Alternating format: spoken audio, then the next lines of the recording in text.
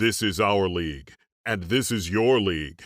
From the 55-yard line on CFL America Radio and the Sports History Network.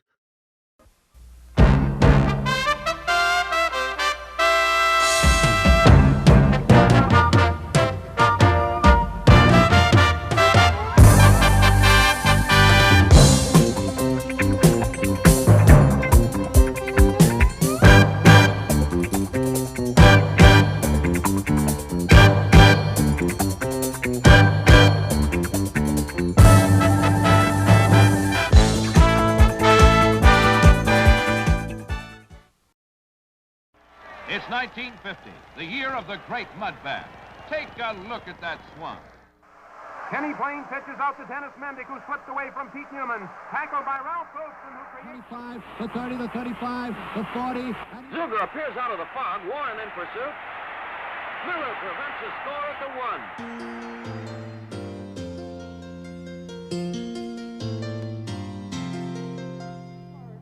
Almost took his own ball and taken by John Merrill.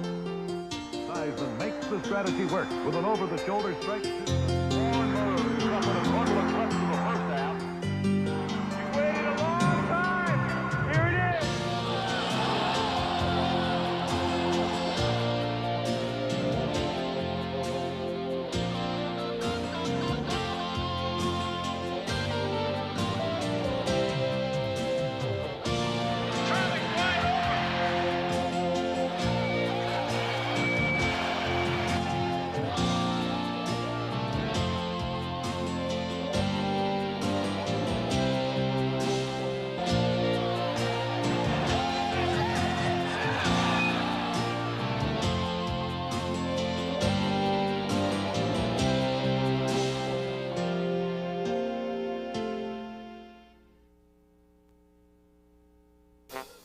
At the turn of the century, sports fans couldn't count on channel surfing to take them around the continent.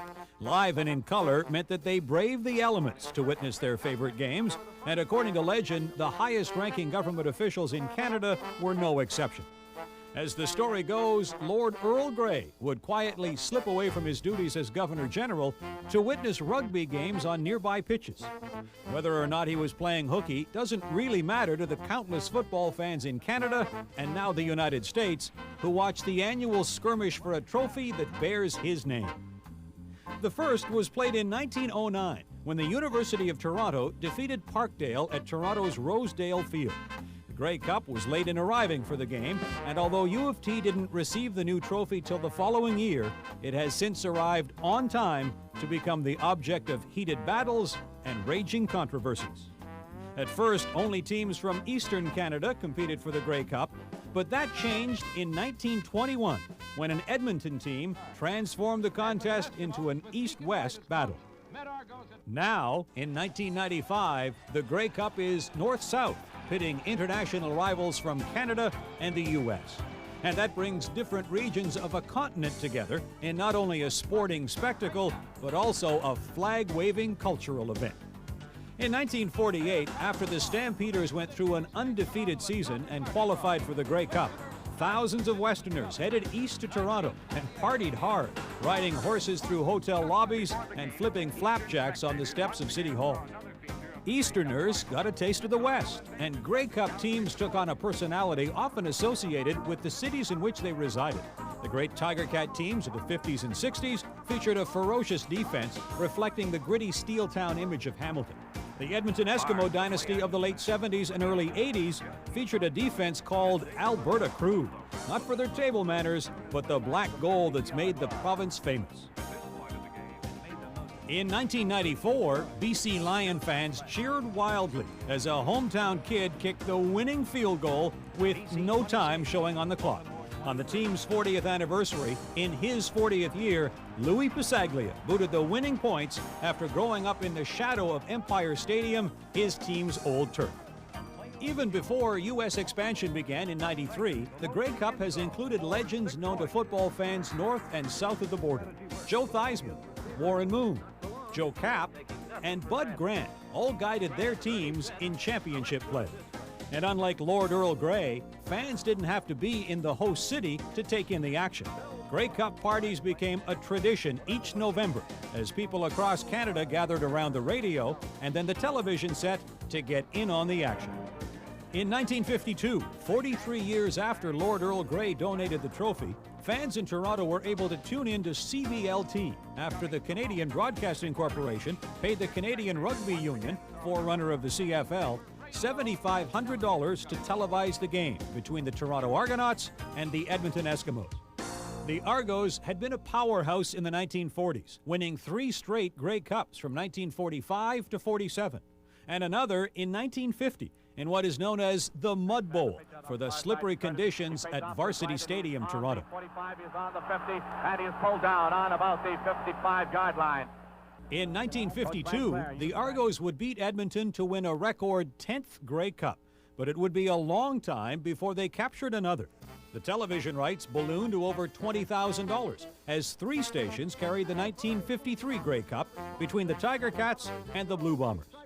Grey Cup Week also got a brand new tradition to add to the festivities as the Schenley Awards were introduced to recognize the outstanding players in the country.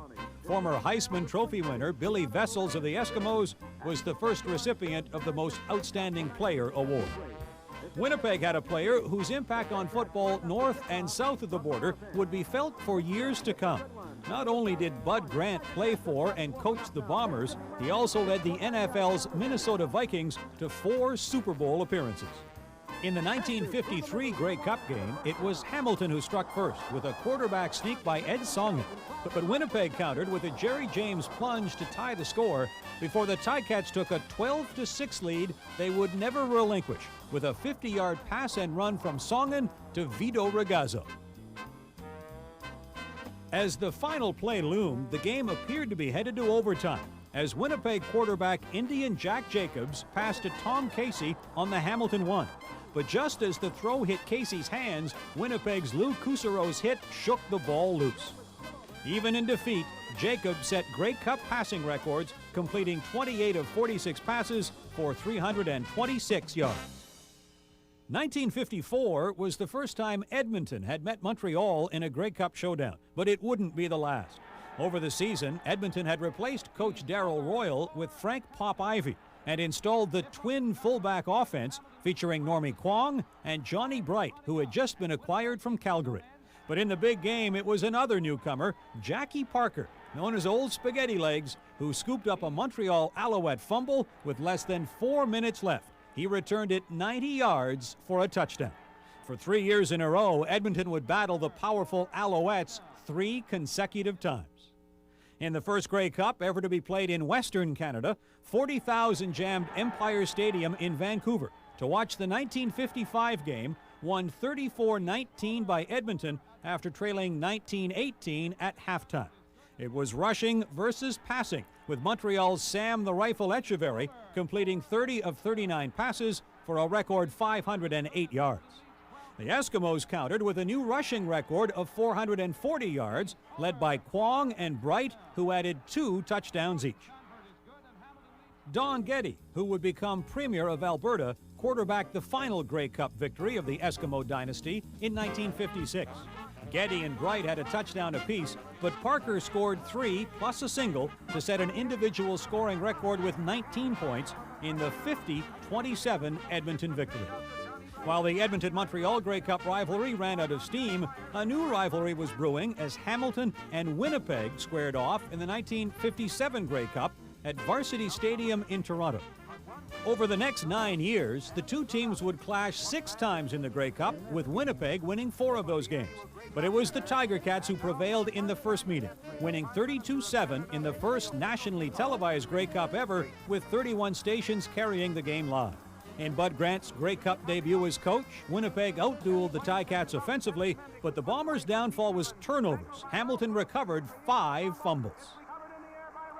And Dibbles Bobble on that happy highway to the Bombers' goal line, going all the way for the touchdown that throws the Grey Cup game wide open. Needing only 1 foot for a first down, Jerry James goes all out behind Herb Gray's block. Pete Newman pulls the ball from James, and Dibbles Bobble recovers for the Tiger Cats. And the Bombers have been shot down again. In 1958, the Canadian Football Council changed its name to the Canadian Football League, and the birth of the CFL coincided with what some call the greatest game ever played. Oh, I don't think there's much doubt about it. It was a game in Vancouver between Hamilton and Winnipeg, 1958. The Tiger Cats had beaten Winnipeg rather handily the year before in Toronto, and they went to Vancouver. They were a very arrogant group, and Jim Trimble, their coach, said, "We'll waffle them." I mean, they thought they would win easily, and it turned out to be, it was a wonderful football game. Hamilton, Ralph Goldston, their defensive back, their star defensive back, was thrown out of the game for punching Leo Lewis, and it's the first time I can remember ever seeing anybody thrown out of a Grey Cup game. But it came down, actually, the final play of the game. Winnipeg were ahead 35-28. Bernie Filoni went back to pass. He had Harry Lampman wide open, and Steve Patrick, a middle guard, as we called him in those days, and the father of James Patrick, the NHL defenseman, he rushed through, hit Filoni's arm, the ball flew up in the air, Norm Rauhaus intercepted, and that was the end of the game. Amazing that I can remember that as clear as if they played it yesterday. I can remember more about that game than I think last year's game. Ridiculous, isn't it? The Bomber-Ticat rivalry continued into the 1959 season. Hamilton and Winnipeg met for the third straight time at a new Grey Cup site, Toronto's newly opened Exhibition Stadium. After a win each in the two previous Cup games, Winnipeg won the tiebreaker 21-7 in a game that was hampered by muddy conditions. In 1960, the Winnipeg-Hamilton rivalry was derailed as the Eskimos returned to the Grey Cup at Empire Stadium with legends Kwong and Bright leading the attack. Their opposition was not Montreal this time, but a team that had two quarterbacks who would dominate the CFL over the next 2 decades.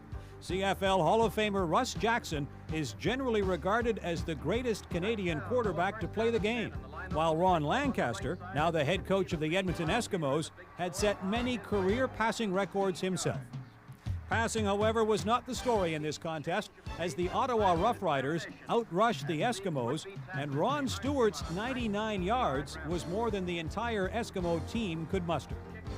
And even offensive lineman Kay Vaughn got in on the act by scoring his first touchdown ever on a fumble recovery as Ottawa won their 5th Grey Cup 16-6. In 1961, Hamilton and Winnipeg were back at the big show, as the Grey Cup was again played at Toronto's Exhibition Stadium. The 1961 Grey Cup goes into the record book as the only game settled in overtime, as the Ticats and Bombers were deadlocked at 14 at the end of regulation time. With no scoring in the first overtime period, the Bombers threatened as quarterback Kenny Plone looked for a receiver. With everyone covered, he took off on an 18-yard run into the end zone. With the convert, Winnipeg won 21-14. It was their record 21st consecutive road win, a record that still stands today. If the two teams thought the 1961 Grey Cup was a long one, it didn't even compare to what faced the Bombers and Ticats when they returned to Exhibition Stadium the following year for the rematch. It may have been the best Grey Cup no one ever saw, because it was a weird game between Winnipeg and Hamilton, who staged some absolutely wonderful games. The 58 game we've already mentioned. In 61 they played again. The game went into overtime, the first and only overtime game in the Grey Cup. Winnipeg won it again.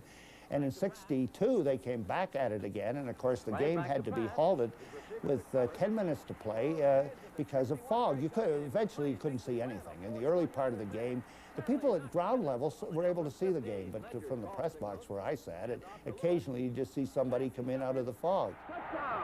A brilliant play! The 62 game didn't finish until nearly 25 hours after opening kickoff.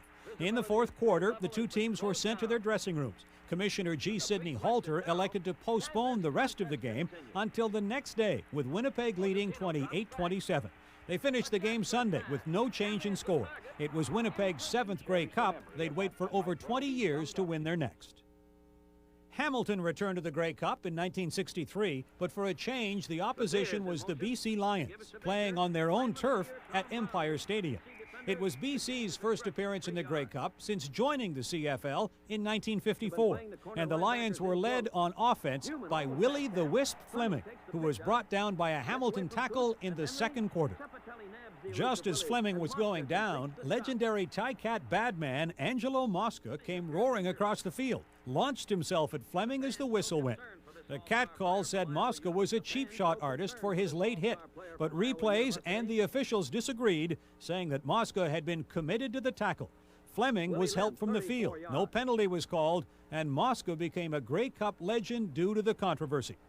On the scoreboard, Hamilton won 21-10 in a game that saw receiver Hal Patterson score a touchdown on a 70-yard play. It was the 5th of his career, a Grey Cup record. The victory was the first for Patterson after 5 unsuccessful tries with Montreal and Hamilton.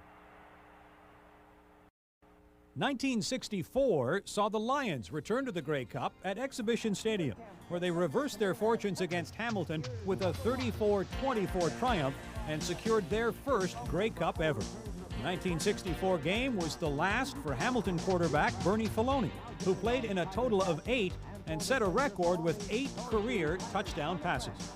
The Ticats made their 5th consecutive Grey Cup appearance in 1965 against, who else? The Winnipeg Blue Bombers. It was their 5th Grey Cup matchup in only 8 years. Just like their last showdown with the Bombers, the weather at Exhibition Stadium was a factor in this game. This time it wasn't fog, but winds gusting up to 80 kilometers an hour. Punts had trouble clearing the line of scrimmage, and 3 times Bud Grant ordered his players to concede 2-point safeties so Winnipeg could get the ball back on its own 25. Ironically, Hamilton won the game by 6 points, the equivalent of the 3 2-point safeties. Hamilton may have won the contest 22-16, but their string of 5 straight trips to the Grey Cup ended in 1965. The Ticats' domination of the Grey Cup ended due in large part to the rise of 2 new stars in the CFL. Ron Lancaster had been traded to the Saskatchewan Roughriders and would go head-to-head against former teammate Ottawa's Russ Jackson. Since 1923, Saskatchewan teams had been to the Grey Cup 8 times, and each time had come away empty-handed. Most believed the Green Riders would be shut out for a 9th time, as the Ottawa Roughriders were heavily favored going in. Yet Saskatchewan held Ottawa to a 14-14 tie at halftime before current Edmonton GM Hugh Campbell snared a 5-yard touchdown pass from Lancaster. George Reed, the CFL's all-time leading rusher, went 31 yards for another touchdown. And current Saskatchewan GM Alan Ford added a single to round out the scoring. After a 43-year wait, Saskatchewan had its first Grey Cup. Lancaster 29, Jackson 14.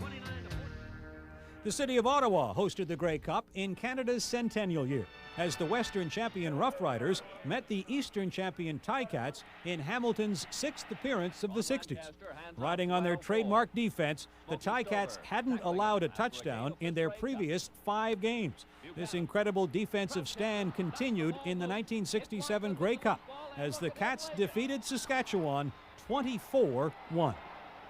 After losing in 1966 and watching 2 other teams compete on their home turf in '67, Ottawa returned to the Grey Cup in 1968 at Exhibition Stadium, and this time made it count. But not without worrying their fans, as Calgary held a 14-4 halftime lead. Ottawa seemed to have fate on its side in the second half. Vic Washington, juggling a pitch from Russ Jackson, dropped the ball and had it bounce right back into his hands before taking off on an 80-yard touchdown run. Jackson also hit Margene Adkins for a 70-yard pass and run touchdown, and the Roughriders went on to win 24-21. 1968 launched Ottawa on a roll right into the 1969 Grey Cup at the Autostade in Montreal, where the Riders would face Saskatchewan in a rematch of the 1966 championship. This time, however, the result was different, as Jackson put on an unforgettable performance in his final game. Lancaster got the Green Riders on the board first, throwing to Ford for a touchdown before a safety made it 9-0 for Saskatchewan. But then Jackson went to work, throwing a record 4 touchdown passes, a couple being gut reactions to Saskatchewan defensive charges. 2 of those quick-thinking throws went to running back Ron Stewart, as Ottawa went on to win 29-11. Jackson was named Most Valuable Player of the Game, to end a career that included 3 CFL Most Outstanding Player awards, 4 Outstanding Canadian trophies, and 3 berths on CFL All-Star teams. With the arrival of a new decade came new faces and new teams. The Montreal Alouettes hadn't been in the Grey Cup since 1956, when they lost to Edmonton. They hadn't won the Cup since 1949. But these were the new Alouettes, with a new general manager in Red O'Quinn and a new coach in Sam Echeverry. Both had been mainstays of the Alouettes of the 50s. For only the second time ever, fans would see a matchup between Calgary and Montreal. It was Calgary who took an early lead with a touchdown, but Montreal came right back when it appeared that Moses Denson had been stopped, but instead threw a touchdown pass to Ted Elflin before the whistle went. Alouette quarterback Sonny Wade fought sub-zero temperatures and gale force winds to secure his place in the Grey Cup history book by winning the Grey Cup's Most Valuable Player Award. Final score, Montreal 23, Calgary 10. Remember the Toronto Grey Cup drought we mentioned earlier? Well, the Argos made it back to the Grey Cup in 1971 after 19 years without even an appearance. With exciting rookies like Joe Theismann and Leon McQuay in the lineup, Toronto was primed for a Grey Cup party. Standing in the way at Empire Stadium, however, were the Calgary Stampeders, a team that had been to the Grey Cup only a year earlier and finished first in the Western Division. Even with their star-studded lineup, it turned out to be a game in which the Argos just wouldn't get anything going offensively. After a Toronto interception by Dick Thornton late in the game, the Argos appeared destined to steal a victory with the ball on the Calgary 11. Leon McQuay took a handoff, cut upfield, and slipped on the wet turf. The ball squirted loose and Calgary's Reggie Holmes recovered. The Argos went on to lose their first Grey Cup after a record 9 successive victories in their previous appearances in the East-West Classic. Calgary linebacker Wayne Harris became the first defensive player to ever win the Grey Cup MVP award after a standout effort in a 14-11 Stampeder win. With artificial turf and the opening of the new Canadian Football Hall of Fame, it was only appropriate that the city of Hamilton host the 1972 Grey Cup. And as fate would have it, the hometown favorites made it to the big show. The Ticats were led by Rookie of the Year quarterback Chuck Ely and receivers Tony Gabriel and Garnie Henley. They faced great Saskatchewan veterans Ron Lancaster and George Reed. But when the clock wound down to 13 seconds left in the game, Hamilton called on 18-year-old Ian Sutter to boot the winner. And he did just that with a field goal to lock a 13-10 victory. In 1973, a new-look Ottawa team made its 8th appearance in the Grey Cup, facing the Edmonton Eskimos.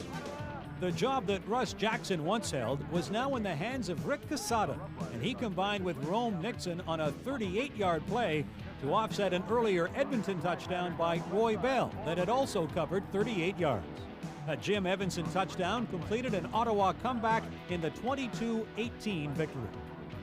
Edmonton would lose again in 1974 at Empire Stadium as Montreal's Don Sweet kicked a record 4 field goals, a convert, and a single point in a 20-7 Alouette win. There's 2 situations of Grey Cup memories that I have. The first is 1974. It rained 7 days in a row. We played at Empire Stadium in Vancouver. We beat Edmonton 20-14, and the biggest thing I remember about that game was being a relatively young player. I started in 1972. Was the mystique and the magic of the week. I can honestly tell you that I can't remember anything about the game. I was so excited until the game ended. We were all sitting in the locker room after the game, and suddenly we were Grey Cup champions. It was like a dream.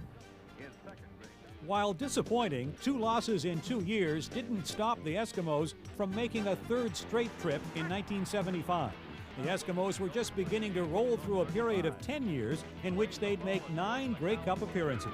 Their first successful trip occurred at Calgary's McMahon Stadium, and it was the kicking game that again made the difference as it had in 1974. This time it was Dave Cutler who booted 3 field goals to account for all of the Eskimos scoring to capture the 1975 Grey Cup. An entire country held its breath as Montreal missed a last-minute field goal to allow Edmonton to narrowly escape with a 9-8 victory, the first Grey Cup in 30 years where all the points were scored by Canadian players only. 1976 would interrupt the Eskimos and Alouettes Grey Cup rivalry as the Eastern and Western Rough Riders squared off against one another at Exhibition Stadium. Bill Hattanaka scooted 79 yards on an Ottawa punt return, but the biggest play of the game was saved for the final 20 seconds. Tom Clemens hit tight end Tony Gabriel to secure a 23-20 triumph for the Eastern Riders, ruining Lancaster's last Grey Cup appearance. A record crowd of 68,205 packed Olympic Stadium in Montreal to watch the hometown Alouettes take on the Eskimos in 1977. Grey Cup history already included mud, fog, and wind, but this one became known as the Ice Bowl, as snow in Montreal froze on the field in the days before Olympic Stadium had a roof. The hometown side dealt with this slippery footing by applying a staple gun to their shoes for better traction. The interesting part of that game was we had great traction because we found a way of running on the field with staples in our shoes. And no one knew until after the game that we were running on studded tires. With that advantage and a hot dawn sweet, the Alouettes soared to a 41-6 win over Edmonton, in a game that saw Sweet boot 6 field goals, 3 converts, and 2 singles for 23 points on the day to set a Grey Cup individual scoring record. The victory proved to be a worthy farewell for head coach Marv Levy, who took his 2 Grey Cup rings and moved on to coach the NFL's Kansas City Chiefs. The 1978 season saw the Edmonton Eskimos emerge as a true sports dynasty. Slot back Tom Scott was brought in from the Winnipeg Blue Bombers, and the Eskimos signed an impressive quarterback out of Washington State named Warren Moon. Both players would become important cogs in the Eskimos' renowned twin slot-back offense. Moon would begin his CFL career as an understudy to veteran Tom Wilkinson, but became a mainstay by the end of Edmonton's 5-year reign as Grey Cup champion. With Cutler handling the place-kicking chores, and with the Alberta crew defense led by stalwarts like Dan Kepley and Dave Dr. Death Fennell, the Eskimos triumphed over each of the 4 Eastern teams in successive Grey Cups from 1979 to 82. The Eskimos began with their old nemesis, the Alouettes, with 20-13 and 17-9 triumphs over Montreal in 1978 and in 1979. Before romping to a convincing 48-10 win against the Hamilton Tiger Cats in Toronto, a game that saw Scott score a record 3 touchdowns and Moon win the Offensive Star of the Game award. While the win over Hamilton in 1980 was lopsided, the Eskimos would face their biggest Grey Cup challenge just 1 year later at Olympic Stadium. Edmonton had lost just 1 game in 1981 and was scoring an average of 36 points a game in their quest to become the first team to win 4 straight Grey Cups. The team standing in Edmonton's way when the 1981 Grey Cup game kicked off at Olympic Stadium was one that sputtered to just 5 wins all year. It was widely assumed that Edmonton would easily crush the Ottawa Rough Riders to win their 4th consecutive Grey Cup. Yet by halftime, Ottawa led 20-1, with quarterback J.C. Watts, now a U.S. congressman, leading the attack that produced touchdowns from Jim Reed and Sam Platt, and 2 converts and 2 field goals from Jerry Organ. Edmonton could only muster a single point from Dave Cutler, and the Eskimos continued to stumble through the 3rd quarter until Jim Germany and Moon struck for touchdowns. In the 4th, Organ kicked another field goal to give the Riders a 23-15 lead, but the Eskimos drove downfield and Moon scored to narrow the difference to 2 points. In a bid to tie the score, Edmonton elected to go for a 2-point convert and got it when Moon connected with Marco Sincar. With the streak on the line and 3 seconds in the game, Cutler lined up a 27-yard field goal, and as he had so often in the past, split the uprights to clinch the victory. It was the greatest comeback in Grey Cup history.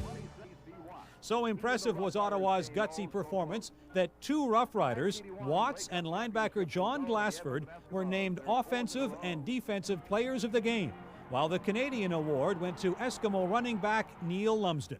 Only 1 Eastern Division team had failed to meet Edmonton during its 4-year reign, but that all changed when the Toronto Argonauts rebounded from a 4-11 season in 81 to finish first in the East in 82.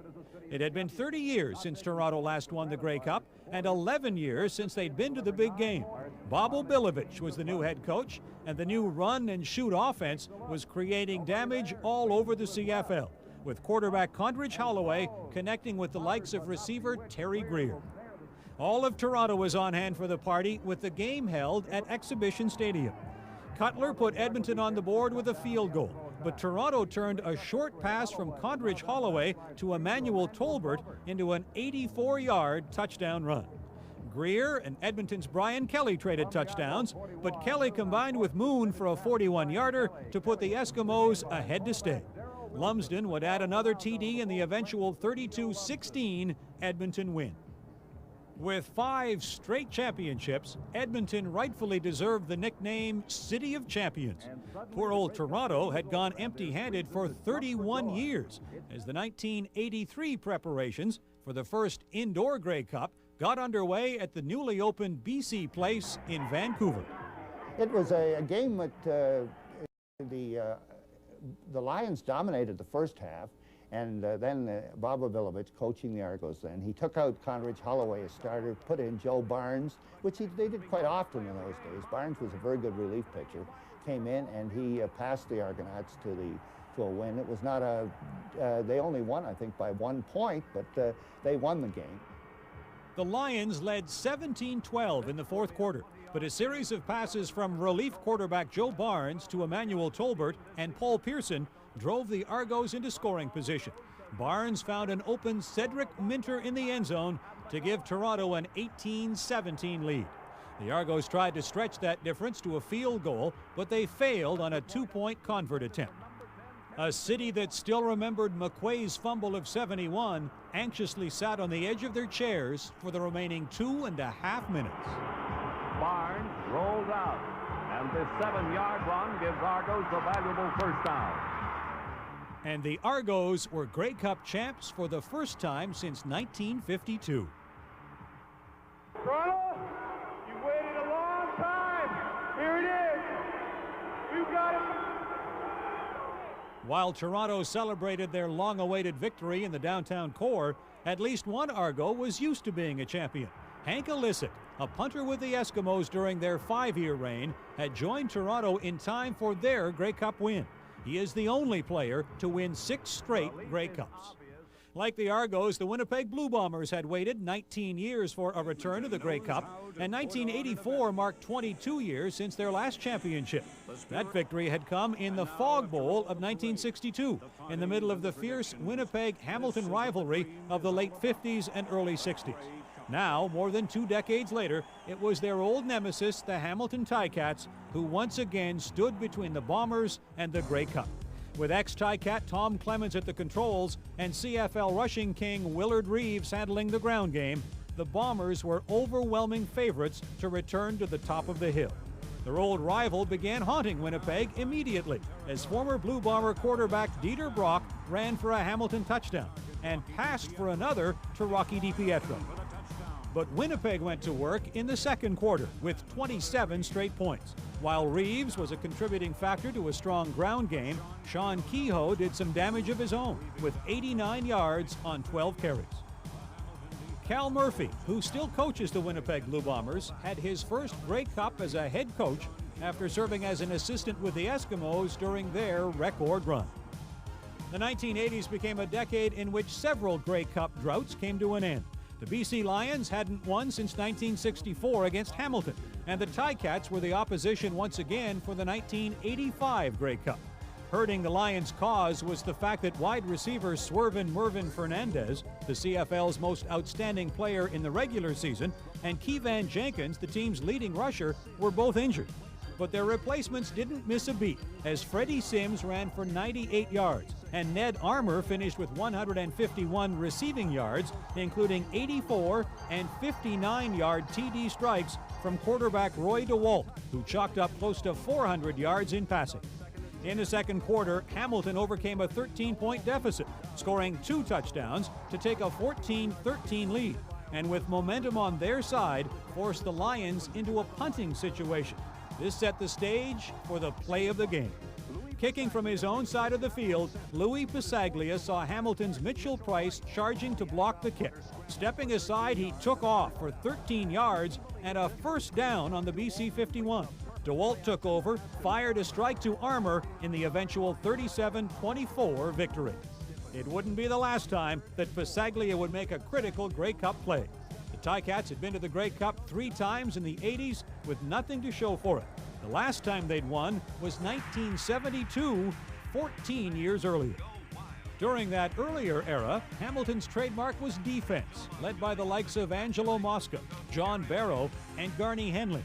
But the 1986 defensive crew, featuring rush end Grover Covington, linebacker Ben Zambiazzi, and defensive back Paul Bennett, wasn't too shabby either. The defense rose to the occasion, sacking Edmonton Eskimo quarterbacks 10 times. Hamilton forced 10 turnovers, including 6 fumbles, 2 interceptions, and 2 more on failed third down gambles. Offensively, Paul Osbaldiston contributed 21 points, tying a record with 6 field goals as Hamilton won 39-15. The next 3 Grey Cups were won by different teams, but they all had something in common. All were decided by late field goals. In 1987, it was Edmonton's Jerry Corrick putting the boots to Toronto with 45 seconds left in a game that featured Gizmo Williams' record 115-yard return of a missed field goal for a touchdown. Gizmo has a block and the sidelines. He has not stepped out. He may go all the way. He needs one block and he'll do it easily. He may not need the block. Henry Gizmo Williams scores. The Eskimos won their 4th Grey Cup of the decade, 38-36. With just under 3 minutes left in the 1988 contest, it was Trevor Kennard deciding the issue with a 30-yarder for Winnipeg in a 22-21 win over BC. While both the 87 and 88 Grey Cups were won by teams that had been champions earlier in the decade, the 1989 contest at Toronto's new Sky Dome was a different story. The Green Riders were back after a regular season that saw them finish with a .500 record. The Ticats, on the other hand, were 12-6-0 in the Eastern Division. In a seesaw battle, Hamilton's Tony Champion squirmed, turned, and grabbed a touchdown pass late in the game to tie the score at 40. Saskatchewan engineered a drive downfield in the final minute and called on the guy they called Robo-Kicker to decide the issue. Dave Ridgway nailed a 35-yard field goal to secure the Green Riders' first Grey Cup in 23 years. Some say the 1958 contest between Hamilton and Winnipeg was the best Grey Cup game ever played, but they might get an argument from the millions who tuned into the 87 or 89 classics. While each of those games had featured offensive fireworks, the 1990 clash between Winnipeg and Edmonton is remembered for the defensive play of linebacker Greg Battle, who chipped in with a pair of interceptions, one for a touchdown in the Bombers' convincing 50-11 victory. The Argos and Stampeders were back in the 1991 Grey Cup as Winnipeg hosted the Classic for the first time ever. When the Argos left Toronto, it was widely assumed that Ricky Foggy was going to be the starting quarterback, as he had been since replacing Matt Dunnigan, who was out with a shoulder injury. But the night before the game, Dunnigan started throwing footballs in a hotel ballroom and decided that with some freezing to his shoulder, he could start. With minus 17 Celsius temperatures, he might not have needed the freezing, but Dunnigan came out and led the Argos to a 36-21 victory over the Calgary Stampeders. Dunnigan had been to 3 Grey Cups and was on the losing side twice. In his one victory with Edmonton in 1987, he had been replaced by Damon Allen, who went on to win Offensive Star of the Game. This time, Dunnigan went the distance, and his presence had a positive effect on his teammates. Rahib Rocket Ismail turned the game in the Argos' favor with a record 87-yard kickoff return for a touchdown. Ironically, Dunnigan returned to the Grey Cup in 1992, only this time as the starter for Winnipeg. He led his Bombers against the Stampeders, who were back for a second consecutive shot at the Cup. The Stamps had their own Grey Cup drought happening. It had been 21 years since Calgary had won the Cup by beating Toronto in 1971. But this would be the year of a rising new star in the CFL, Calgary's quarterback, Heisman Trophy winner Doug Flutie. Flutie completed 33 of 49 passes for 480 yards and 2 touchdowns in the Stamps' 24-10 win. Flutie was named Most Valuable Player, while Dave Sapunjas, who caught one of his touchdown passes, was named Most Valuable Canadian for the second straight year. When the 1993 Grey Cup moved to McMahon Stadium in Calgary, the expected presence of the powerful Stampeders whipped the city of Calgary into a frenzy of anticipation. But their Alberta arch-rivals, the Edmonton Eskimos, ruined the party by defeating Calgary in the Western Final before going on to meet Winnipeg in the Grey Cup. Special teams, the story in this championship, as Edmonton took advantage of several turnovers and kicker Sean Fleming booted 6 field goals to tie a record jointly owned by Paul Osbaldiston and Don Sweet. A kicker made the difference again in 1994, as Louis Passaglia returned to his form of 1985 and played a critical role for the BC Lions. The Grey Cup was played at BC Place, and the Lions were expected to be in the stands rather than on the turf after finishing third in the Western Division. But in the Western Finals, younger brother Darren Flutie snared a touchdown pass on the final play of the game to sink brother Doug and the heavily favored Stamps. Would the upsets continue in the Grey Cup? The week leading up to the game was a flag-waving bonanza. First-year franchise Baltimore became the first American team to ever play in the Grey Cup, turning the Classic into an international border war. It was Canada versus the United States, and the Americans took the upper hand, taking a 20-10 lead.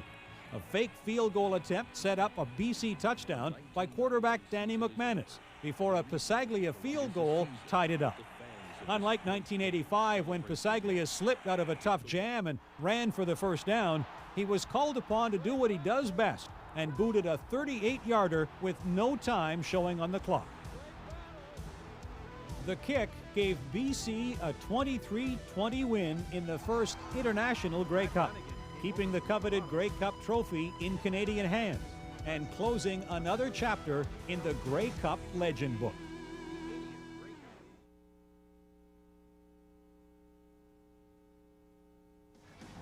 For the first time ever, the Grey Cup would be played in Regina, and preparations were already underway for the 83rd showdown for Lord Earl Grey silverware. Saskatchewan fans gave early notice of what to expect when 55,000 jammed into temporary stands at Taylor Field to watch the hometown Riders hand Calgary one of its 2 losses in 1995. But that was just one highlight along the road. While organizers prepared for the Grey Cup in Regina, the CFL took on an entirely different look in '95. With the addition of the Birmingham Barracudas and Memphis Mad Dogs, the possibility of another international showdown for the Grey Cup was greatly enhanced when the CFL abandoned its traditional East-West format and went for a North-South alignment. Joining the Mad Dogs and Cudas in the Southern Division were the San Antonio Texans, who had transferred to the Alamo Dome from Sacramento, and the holdover Baltimore Stallions and the Shreveport Pirates.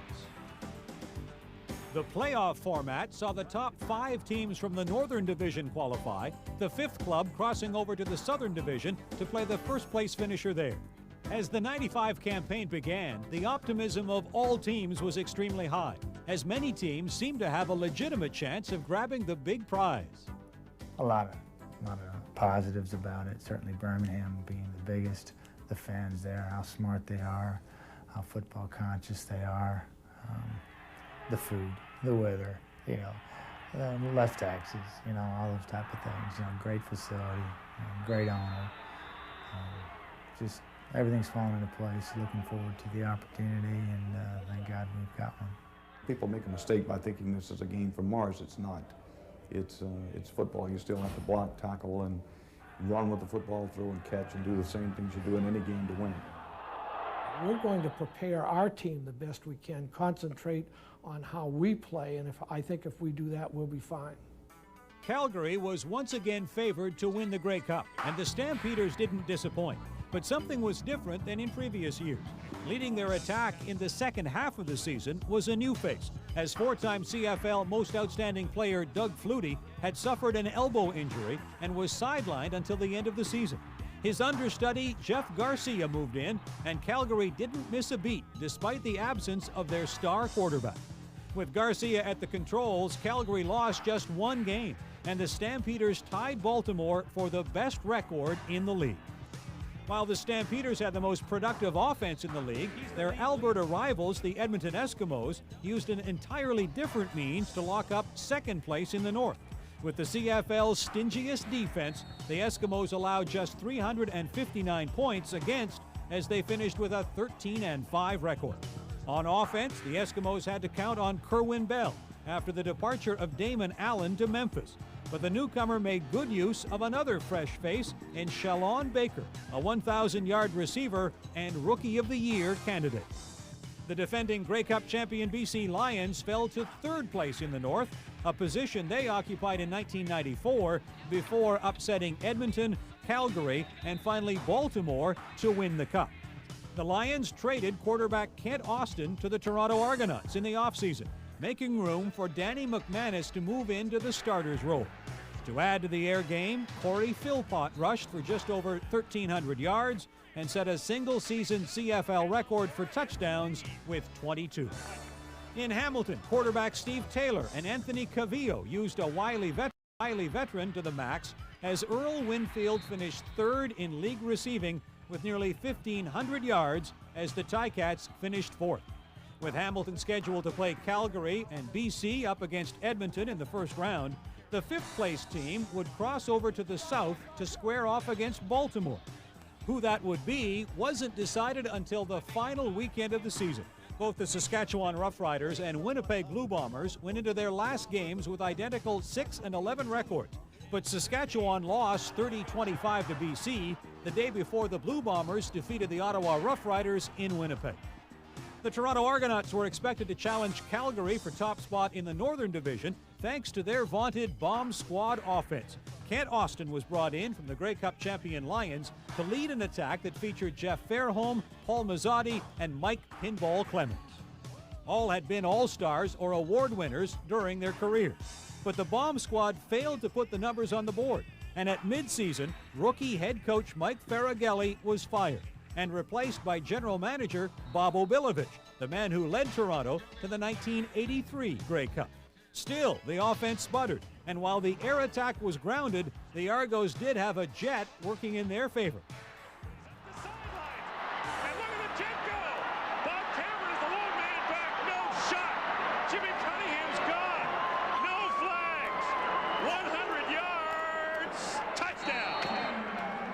Jimmy the Jet Cunningham offered hope for 1995, along with Clemens, who led the league in combined yards. But limited to just a threatening ground attack, the Argos finished out of the playoffs. It was also a season of disappointment for the Ottawa Roughriders, who lost veteran quarterback Danny Barrett to injury early in the season. In the South Division, Baltimore used many of the tools that built a Grey Cup finalist in 1994.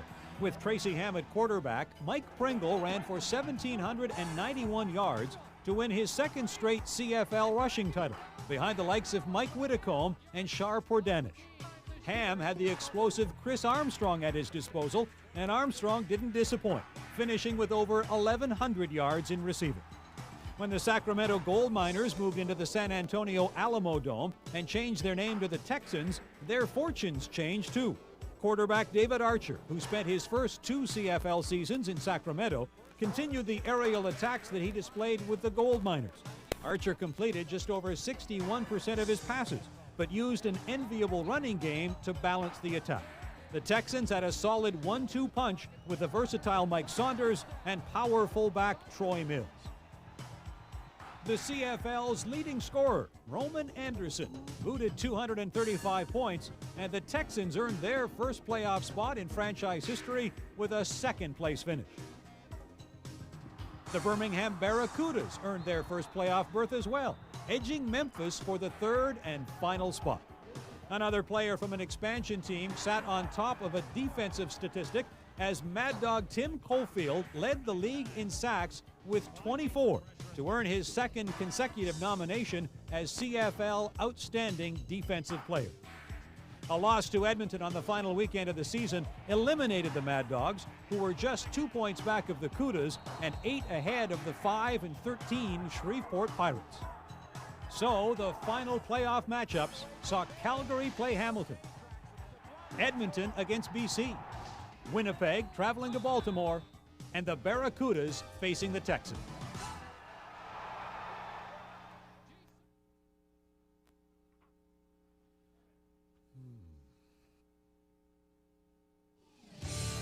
When the playoffs opened, Baltimore put its intimidating running attack to good use as Pringle ran for 211 yards and a pair of touchdowns in a 36-21 win over Winnipeg in 1 South semifinal.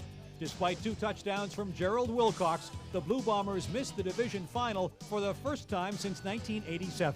The game saw quarterback Reggie Slack attempt a record 51 passes compared to 19 for his Baltimore counterpart, Tracy Ham. In the other South semi, the Texans scored 31 points off turnovers to register a convincing 52-9 win over Birmingham.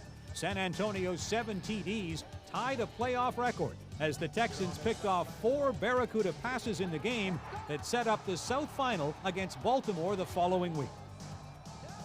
In the North, the Battle of Alberta was set as Calgary counted on its defense to pull out a 30-13 win over Hamilton. Marvin Coleman returned interceptions, 95 and 56 yards for touchdowns. The Tiger Cats led 10-6 at the half, but Calgary exploded for 24 points in the fourth quarter to secure the victory. Like Baltimore, the Stampeders put their running game to good use as Tony Stewart finished the game with 113 yards and a touchdown. The Edmonton Eskimos did their part in setting up the legendary provincial battle in the Western Final by beating the defending Grey Cup champion BC Lions 26-15. The Eskimos used the same weapon deployed in the 1993 Grey Cup as Sean Fleming booted 6 field goals to tie a playoff record. The North Final, about to be played at Calgary's McMahon Stadium, marked the 5th time in 6 years that the Stampeders and Eskimos would meet for a division championship. In the end, it was as it should be. The 2 best teams squaring off for the Grey Cup as Calgary ended 2 years of playoff disappointment with a 37-4 win over Edmonton in the North Final at McMahon Stadium. Doug Flutie overcame his 4 interceptions and completed 21 of 30 passes for 261 yards and 1 touchdown. As he had a week earlier, Calgary running back Tony Stewart had a big impact, rushing for 82 yards and scoring 2 touchdowns. Edmonton's defense was expected to give the Stamps a rough time, but in the end it was the Calgary unit recording 3 sacks, forcing 4 turnovers and allowing just 119 yards of offense from Edmonton. Dave Sapunjas scored the other Stampeder touchdown, while Mark McLaughlin booted 5 field goals and 3 converts. But down in Baltimore, Carlos Huerta was not to be outdone in the kicking department. Huerta booted a playoff record 7 field goals to account for all of the Stallions' scoring against San Antonio. As he had so often, Mike Pringle used his skills to set up those kicks, rushing for 136 yards, while Tracy Ham chipped in with 72. Baltimore earned its 2nd straight ticket to the Grey Cup with a 21-11 win over San Antonio. Would the Baltimore running game be the difference in the cold environment of Saskatchewan? Or would Calgary win the championship that had been denied them ever since their last win in 1992? Those questions would be answered a week later at Taylor Field.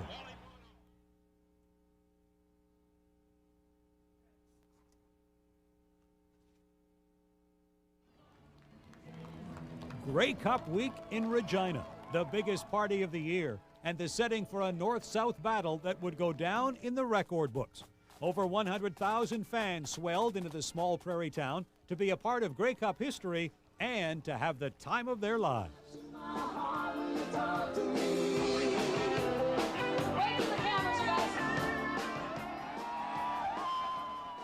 To the loyal throng, this wasn't Calgary versus Baltimore. It was Canada against the U.S., us versus them. For the players, it was the culmination of a hard-fought season and a chance to attain a goal that every player dreams of. This is what you work for in the offseason. This is what drives you when there's no one else around, the lights are not on you, and when you have to, the sweat and the cramps and all those things. This is why you do that, and you appreciate why you do it when you get an opportunity to play a championship game. I took a picture with it last night, so I'm bringing it home with me. It's something that's special. This is what you work for all off season, and this is what you go through all the BS throughout training camp and all the heartaches throughout the season. This is what you work for, and we've been blessed enough to make it back for a 2nd year in a row, and hopefully we will come out with a victory and be able to take it home wherever home may be for us. As far as we're concerned, we're really representing Calgary. We've been fighting all year to put ourselves on top of our division and all that, and the Calgary fans have supported us. However, this is a situation where all of Canada can get behind us and enjoy it and really have somebody to root for. And it has become a little bit of a U.S.-Canada thing in I'd say, north of the border. And it's a great feeling knowing that people that usually are rooting against us are a little bit on our side this time. We've achieved quite a bit over a 4-year period, and this franchise has actually been to 3 Grey Cups in 5 years. So there's nothing left to prove. This is for us to go out and try to win, and it's for the guys in the locker room. On the 30th anniversary of the Win Bowl in Toronto, stinging prairie gusts blew into Taylor Field, tilting the pregame edge to Baltimore with its strong running game. But it was the special teams that drew first blood. The Stallions were 3 up, 3 down in stopping the Stampeders on their first possession, and when Calgary punted, Chris Wright shot up the middle for a record 82-yard return for a touchdown. Calgary came right back with 2 Mark McLaughlin field goals before the first quarter ended. Early in the second, the Stampeder defense chipped in with some points as Will Johnson grabbed a loose ball and rambled 35 yards to the Baltimore 3. On the next play, Calgary moved Marvin Big Daddy Pope from rush end to receiver, and he connected with Flutie to give Calgary a 13-7 lead. Carlos Huerta kicked his first of 5 field goals for the Stallions before Alfred Payton blocked a Tony Martino punt and Alvin Walton recovered for a touchdown. Suddenly, the Stallions were ahead, 17-13, a lead they would never relinquish. Huerta added a couple more field goals, including a record 53-yarder to take a 23-13 lead at halftime. After Baltimore punter Josh Miller scored a single, Flutie took the Stampeders downfield on an 11-play, 75-yard drive and took it in from the 1 to narrow the score to 24-20. While the Baltimore special teams handled the first half scoring, the offense struck with a touchdown when Ham scampered 13 yards to cap off a 92-yard drive. The Stallions were in control, and Huerta added a couple of more field goals to salt it away. While Baltimore was hailed before the Grey Cup for its running game, it's interesting to note that the Stallions actually presented a balanced attack, with 213 yards in the air, 150 along the ground, and special teams making up the difference. The Stallions scored a decisive victory and opened a new chapter in the storied history of the Grey Cup, a story that will be continued in Hamilton in 1996.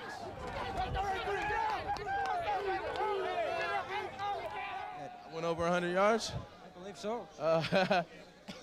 I was not aware of that. I was not aware of that. But anything they want, you know, they can get from me. If it costs me dinner, I'll buy them dinner. Well, you know, our motto this year was unfinished business, and it certainly was a year of unfinished business. Anything we've said all year, anything less than a Grey Cup championship would be disappointing. But you have to take necessary steps to become a champion, and I felt that we did as a ball club. You know, Tracy Ham's preparation going into the game, and Steve Barato, the offensive coordinator, and all the people that put together that plan and then executed and called by Tracy Ham. You know, it goes unnoticed a lot, just exactly not only his play, but his calling of the game. He called a great game and kept everybody guessing and executed the game plan.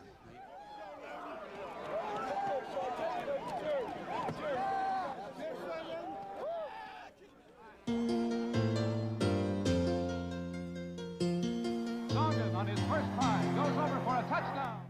From deep space and goes over the short right side. No, sir.